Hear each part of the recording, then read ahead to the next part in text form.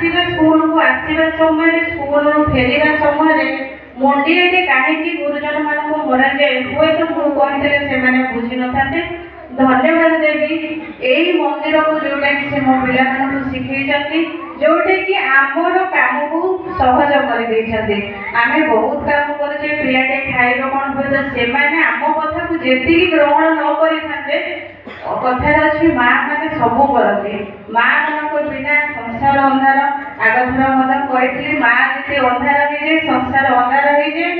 ଆପଣ ମହାଭାରତ ଜାଣିଥିବେ, ରାମାୟଣ ଜାଣିଥିବେ, ସବୁଥିରେ ମାଙ୍କୁ ମାନ୍ୟତା ଦିଆଯାଇଥିଲା।